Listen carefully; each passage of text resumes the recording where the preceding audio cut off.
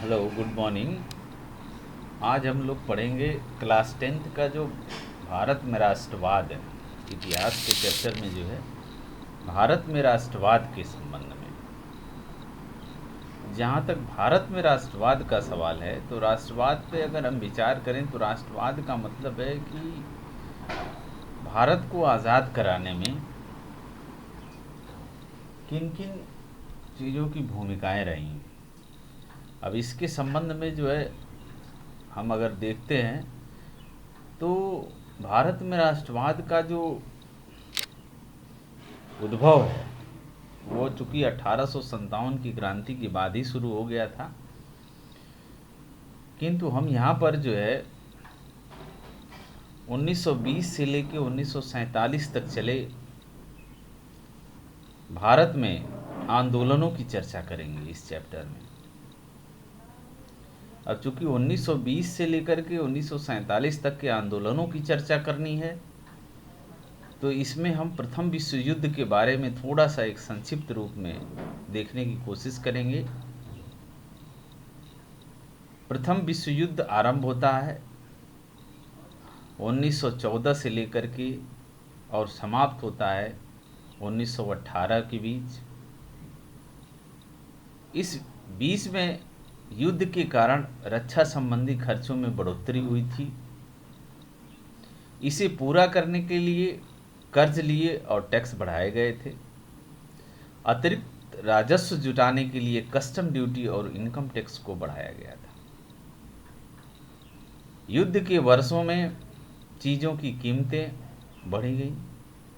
1913 से लेकर 1918 के बीच दाम दोगुने हो गए। दाम बढ़ने से आम आदमी को अत्यधिक परेशानियां हुई। ग्रामीण इलाकों में लोगों को जबरन सेना में भर्ती कराया जाने लगा, लेकिन लोगों में इस बात को लेकर के बहुत गुस्सा था और यहाँ तक कि गांधी जी को तो प्रथम विश्व युद्ध में सेना में भर्ती कराने वाले सार्जेंट की भी संज्ञा दी गई। इसी दौरान जो है कुछ ऐसी परिस्थितियां आईं कि भारत में कई भागों में फसलें खराब हुईं, जिनके कारण भोजन की कमी, इन्फ्लुएंजा जैसी बीमारियों की समस्याएं और गंभीर हो गईं। 1921 की जनगणना के अनुसार अकाल और महामारी के कारण 120 लाख से 130 लाख लोग मारे गए। और यहीं से शुरू होता है हमारा सत्याग्रह। गांधी जी भारत में सत्याग्रह प्रारंभ करने से पहले ये दक्षिण अफ्रीका में वहाँ पर जो है इन्होंने सत्याग्रह की शुरुआत कर रखी थी। सबसे पहले उन्होंने सत्याग्रह को 1916 में चंपारण में किसान आंदोलन के दौरान इन्होंने शुरू किया था। 1916 और 1917 तक चंपारण में नील विद्रोह किसानों का जो था वो आंदोलन चला। चंपारण जो है बिहार राज्य में है। सत्याग्रह का अर्थ क्या? सत्य के प्रति आग्रह, सीधा सीधा हिसाब है इसका। मतलब महात्मा गांधी ने सत्याग्रह के रूप में जन आंदोलन का एक नया तरीका अपनाया और यह तरीका इस सिद्धांत पर आधारित था कि यदि कोई सही मकसद के लिए लड़ रहा हो, यदि कोई सही मकसद का मतलब होता है उद्देश्य के लिए लड़ रहा हो, तो उसे अपने ऊपर अत्याचार करने वाले से लड़ने के लिए ताकत की जरूरत नहीं होती। गांधी जी का विश्वास था कि एक सत्याग्रही अहिंसा के द्वारा अपनी लड़ाई जीत सकता है। इसी के बल पर महात्मा गांधी जी ने ये सारी लड़ाइयाँ लड़ी। 1917 में खेड़ा का किसान आंदोलन, खेड़ा गुजरात में है। 1918 में अहमदाबाद के मिल मजदूरों का आंदोलन। अब इन्हीं आंदोलनों के बीच के बाद रौलट एक्ट आता है 1919 में। रौलट एक्ट मैं बता दूं एक ऐसा कानून था जिसे अंधा कानून की भी संज्ञा दी गई थी। इम्पीरियल लेजिस्लेटिव काउंसिल द्वारा 1919 में रौलट एक्ट को पारित किया गया था। भारतीय सदस्यों ने जो है इसका समर्थन नहीं किया था, लेकिन फिर भी उसके बावजूद भी देखा जाए यह आंदोलन पारित हो गया। इस एक्ट ने सरकार को राजनैतिक गतिविधियों को कुचलने के लिए असीम पावर दे दिया था ब्रिटिश सरकार को। इसके तहत बिना ट्रायल के ही राजनीतिक कैदियों को 2 साल तक बंदी बनाया जा सकता था। आखिरकार 6 अप्रैल 1919 को रौलट एक्ट के विरोध में गांधी जी ने एक राष्ट्रव्यापी आंदोलन की शुरुआत कर दी। हड़ताल के आह्वान को भारी समर्थन प्राप्त हुआ। अलग अलग शहरों में लोग इसके समर्थन में निकल पड़े। दुकानें बंद हो गईं और रेल कारखानों के मजदूर हड़ताल पर चले गए। अंग्रेजी हुकूमत ने राष्ट्रवादियों पर कठोर कदम उठाने का निर्णय लिया। कई स्थानीय नेताओं को बंदी बना लिया गया। महात्मा गांधी को दिल्ली में प्रवेश करने से रोक दिया गया था। ये हमारी रौलट एक्ट की कहानी थी। रौलट एक्ट के बाद तुरंत आता है जलियांवाला बाग हत्याकांड। जलियांवाला बाग 10 अप्रैल 1919 को अमृतसर में पुलिस ने शांतिपूर्ण प्रदर्शनकारियों पर गोली चलाई। इसके कारण लोगों ने जगह जगह सरकारी संस्थानों पर आक्रमण किया। अमृतसर में मार्शल लॉ लागू हो गया और इसकी कमान जनरल डायर के हाथों सौंप दी गई थी। लेकिन जलियांवाला बाग का दुखद नरसंहार 13 अप्रैल 1919 को उस दिन हुआ जिस दिन पंजाब में बैसाखी मनाई जा रही थी। 13 अप्रैल 1919 ये डेट याद रखिएगा। पूछा जाता है कि जलियांवाला बाग हत्याकांड कब हुआ था, तो उसका 1 नंबर में आंसर होगा 13 अप्रैल 1919 को। ग्रामीणों का एक जत्था जलियांवाला बाग में लगे एक मेले में शरीक होने जा रहा था। यह बाग चारों तरफ से बंद था और निकलने के रास्ते संकीर्ण थे। जनरल डायर ने निकलने के रास्ते बंद करवा दिए, भीड़ पर गोलियां चला दी। बेसहारा लोग जिनका कोई कसूर नहीं था, बेकसूर लोग, उन पे गोलियां चलवा दी। इस दुर्घटना से सैकड़ों लोग मारे गए। सरकार का रवैया बड़ा ही क्रूर था। इससे चारों तरफ हिंसा फैल गई। महात्मा गांधी ने आंदोलन को वापस ले लिया क्योंकि वे हिंसा नहीं चाहते थे। ये रौलट एक्ट मुख्यतः शहरों तक ही सीमित था। महात्मा गांधी को लगा कि भारत में आंदोलन का विस्तार होना चाहिए। उनका मानना था कि ऐसा तभी हो सकता है जब हिंदू और मुसलमान एक मंच पे आ जाए। गांधी जी अक्सर जो है वो चाहते थे कि सभी मिल करके स्वतंत्रता आंदोलन की लड़ाइयाँ लड़ें। अब इसके बाद आता है खिलाफत आंदोलन। वास्तव में खिलाफत आंदोलन की शुरुआत 1920 में हुई, किंतु अगर उससे पहले हम देखें तो खिलाफत के मुद्दे ने गांधी जी को एक अवसर दिया जिससे हिंदू और मुसलमानों को एक मंच पर लाया जा सकता था। प्रथम विश्व युद्ध में तुर्की की करारी हार हुई। टर्की ऑटोमन जो साम्राज्य था उसके शासक पर एक कड़े संधि समझौते की अफवाहें फैली हुई थीं। ऑटोमन का शासक इस्लामी संप्रदाय का खलीफा हुआ करता था। अब्दुल कलाम पाशा नाम था इसका खलीफा का। खलीफा की तरफदारी के लिए बम्बई में मार्च 1919 में एक खिलाफत कमेटी बनाई गई। मोहम्मद अली और शौकत अली नाम के 2 भाई, ये अली बंधु कहलाते हैं संविधान स्वतंत्रता आंदोलन में।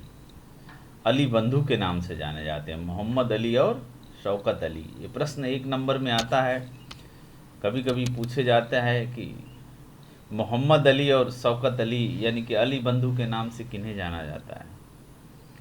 वे भी यह चाहते थे कि महात्मा गांधी इस मुद्दे पर जन आंदोलन करें। 1920 में कांग्रेस के कलकत्ता अधिवेशन में ये अक्सर करके प्रश्न पूछा जाता है कि कांग्रेस का कलकत्ता अधिवेशन कब हुआ था। तो 1920 में जो है कांग्रेस के कलकत्ता अधिवेशन में खिलाफत के समर्थन और राजस्व के लिए एक अवज्ञा आंदोलन की शुरुआत करने का प्रस्ताव पारित हो गया और वहीं से जो है 1920 में कलकत्ता अधिवेशन से ही खिलाफत आंदोलन की शुरुआत हुई। ये खिलाफत आंदोलन असहयोग आंदोलन में तब्दील हो गया। असहयोग आंदोलन के संबंध में अपनी प्रमुख पुस्तक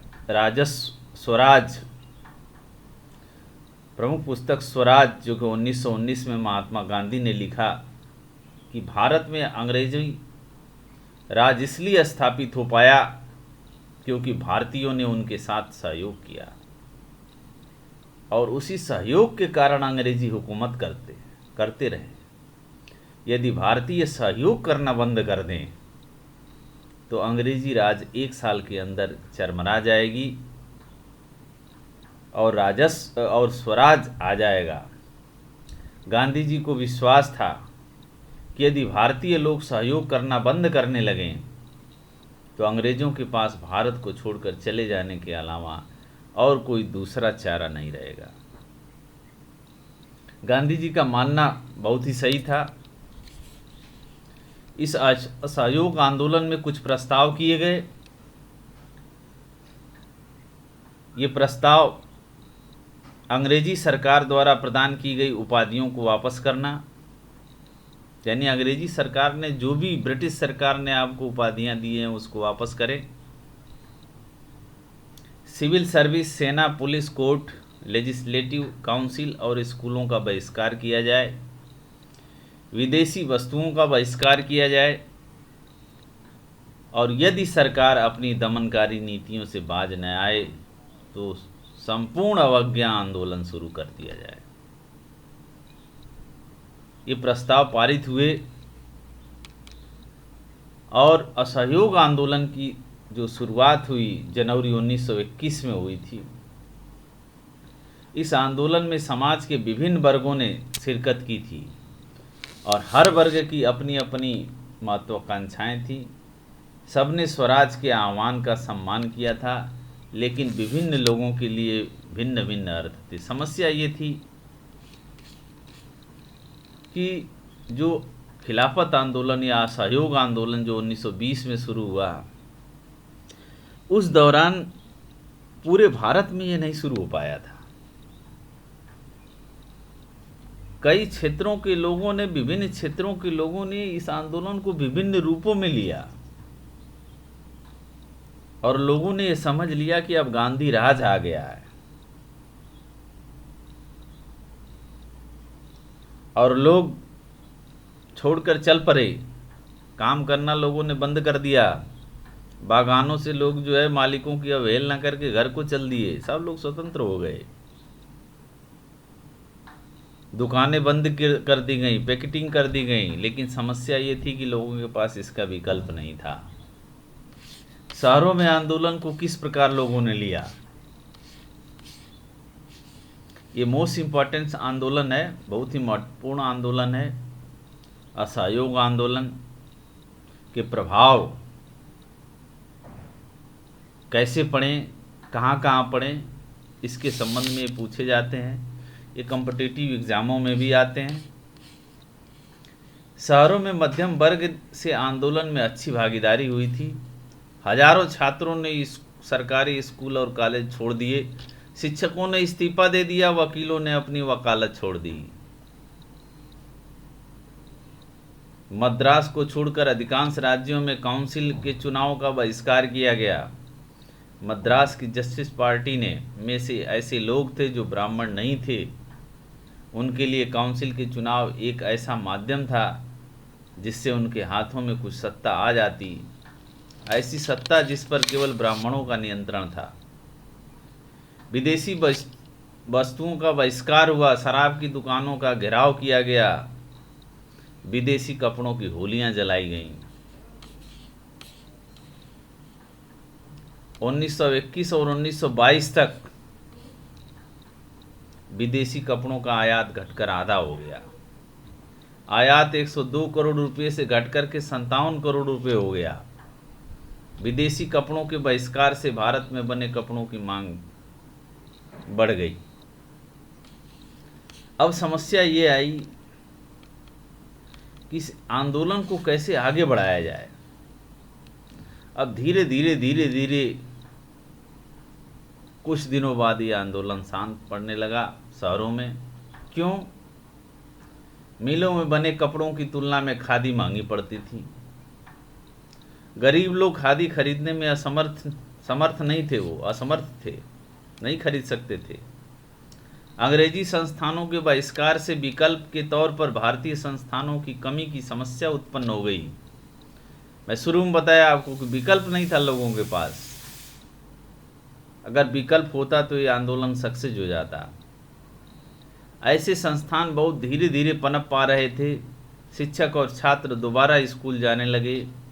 इसी तरह वकील भी अपने काम पर लौटने लगे। ये समस्या बहुत बड़ी थी। गांव में भी ये विद्रोह बड़ी तेजी के साथ फैला था। आदिवासी आंदोलन भी होने शुरू हो गए थे। अवध में बाबा रामचंद्र ने किसान आंदोलन की अगुवाई की। वह एक सन्यासी थे, जो बाबा रामचंद्र जी थे, जिन्होंने पहले बंधुआ मजदूरों के तौर पर फिजी में काम किया था। तालुकदारों और जमींदारों से अधिक मालगुजारी मांगे जाने के विरोध में किसान उठ खड़े हुए। किसानों की मांग थी कि मालगुजारी कम कर दी जाए, बेगार को समाप्त किया जाए और कठोर जमींदारों का सामाजिक बहिष्कार किया जाए। जून 1920 से जवाहरलाल नेहरू ने गांव का दौरा शुरू कर दिया था। वो किसानों की समस्याओं समझाना चाहते थे। अक्टूबर में अवध किसान सभा का गठन हुआ 1920 में ही। इसकी अगुवाई जवाहरलाल नेहरू, बाबा रामचंद्र और कुछ अन्य लोगों ने किया था। अपने आप को किसानों के आंदोलन को जोड़कर कांग्रेस अवध के आंदोलन को एक व्यापक असहयोग आंदोलन के साथ जोड़ने में सफल हो पाई। कई स्थानों पर लोगों ने महात्मा गांधी के नाम पर लगान देना भी बंद कर दिया। ये आंदोलन बड़ी तेजी के साथ फैला था, असहयोग आंदोलन। आदिवासी किसान ने इसका मतलब अलग ढंग से समझा। वो हर कानूनों का उल्लंघन करते हुए जो है आगे बढ़ गए। बागानों में स्वराज आ गया। बागानों के लोगों ने क्या किया? जो बागान में काम करने वाले मजदूर थे,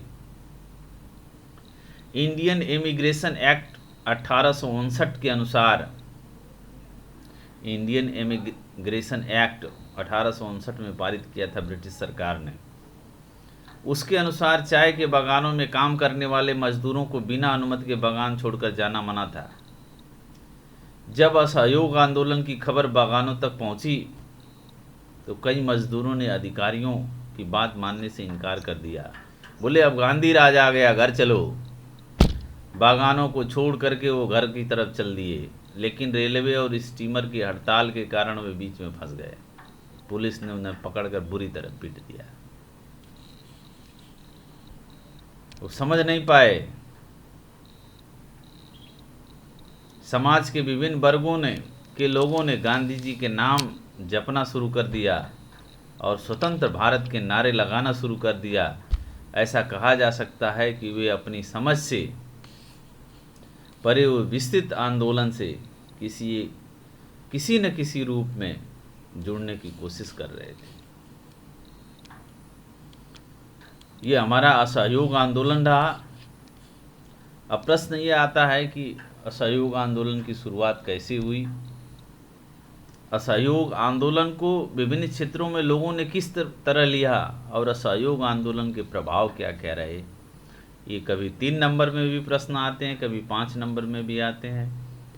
कुछ जो सन दिए हुए हैं इसमें, इसको भी आप याद करेंगे, कॉम्पिटिटिव एग्जामों में भी पूछे जाते हैं। आज बस इतना ही, धन्यवाद।